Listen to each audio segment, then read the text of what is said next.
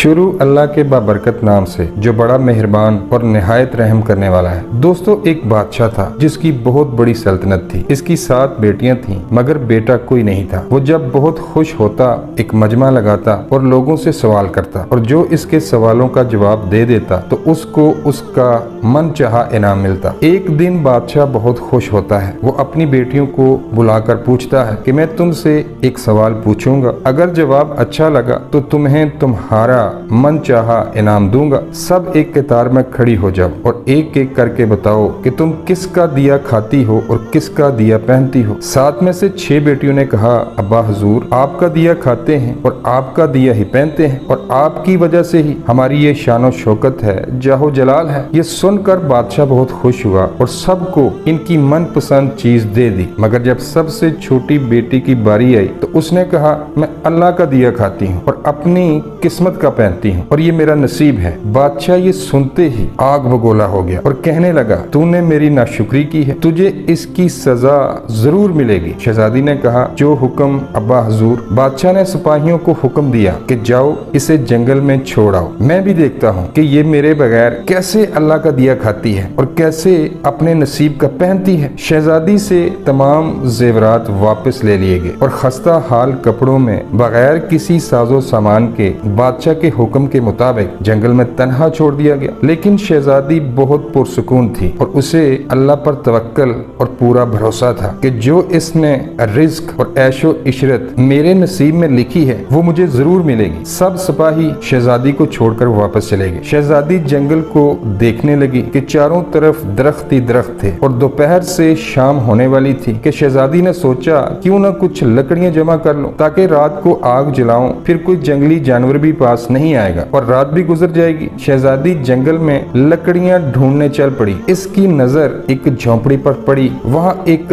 बकरी बंधी थी और अंदर से खांसने की आवाज आ रही थी। पहले तो शहजादी झोंपड़ी को देखकर बहुत हैरान हुई, मगर जब वो झोंपड़ी के अंदर दाखिल हुई तो क्या देखती है कि एक बूढ़ा ज़ईफ शख्स एक चारपाई पर लेटा है, खांसते खांसते पानी पानी पुकार रहा है। शहजादी ने इधर उधर देखा, उसे कोने में पानी का एक मशकीजा रखा हुआ नजर आया। वो गिलास में पानी भरती है और बूढ़े ज़ईफ को पानी पिलाती है और झोंपड़ी की साफ सफाई करती है। इतने में बूढ़ा ज़ईफ शहजादी से पूछता है कि बेटी तुम कौन हो और इतने बड़े जंगल में यहाँ अकेली क्या कर रही हो। तब शहजादी इसे बताती है कि वो यहाँ कैसे पहुंची। बूढ़ा ज़ईफ उसे झोंपड़ी में ही रहने का बोलता है और कहता है, मैं शहर में काम करता हूँ, सुबह चला जाऊंगा और 8 दिन के बाद आऊंगा, तुम यहीं रहो। झोंपड़ी में खाने का सामान है और नदी भी पास है, वहाँ से तुम घड़ा भर लाना। सुबह को बूढ़ा ज़ईफ शहर चला जाता है। शहजादी यहाँ अकेली झोंपड़ी में साफ सफाई करके बकरी का दूध निकालती है। आधा दूध अपने लिए रख लेती है और आधा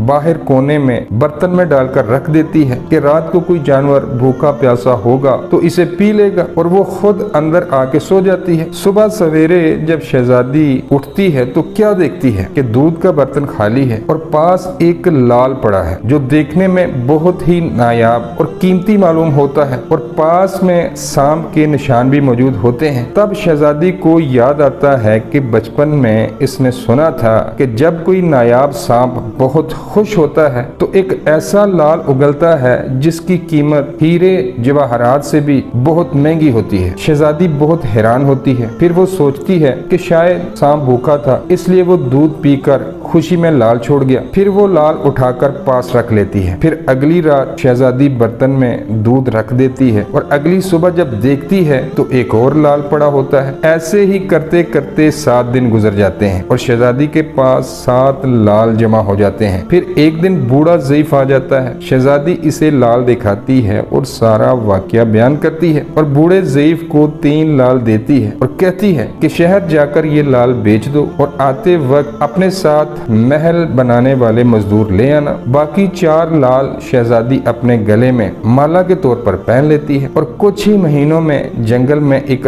आली शान महल तैयार हो जाता है जिसमें बूढ़ा ज़ईफ और शहजादी रहने लगते हैं। ऐसा खूबसूरत महल जिसमें हर आराइश, नौकर चाकर, दुनिया की तमाम नेमतें मौजूद होती हैं। शहजादी जंगल में लकड़ी की एक फैक्ट्री लगा देती है जिसमें गरीब काम करते हैं और उनकी रोजी रोटी भी चलती रहती है। देखते ही देखते जंगल एक शहर नुमा बन जाता है और दूर दूर तक बहुत धूम मच जाती है कि शहजादी बहुत रहम दिल है। ये खबर ऐसे में बादशाह तक पहुंच जाती है तो बादशाह के दिल में इश्तियाक और चाहत जागती है कि देखूं तो सही कौन से मुल्क की शहजादी है जिसकी इतनी तारीफें हैं। बादशाह सिपाहियों के हाथ पैगाम भेजता है। बादशाह के सिपाही जब शहजादी को पैगाम देते हैं तो शहजादी ये हुक्म देती है कि बादशाह सलामत एक ही शर्त पर हमसे मिल सकते हैं कि वो अपनी तमाम बेटियों को साथ लेकर आए। सिपाही जाकर बादशाह को ये पैगाम दे देते हैं। एक दिन बादशाह अपनी तमाम बेटियों के साथ शहजादी के महल में जाता है। शहजादी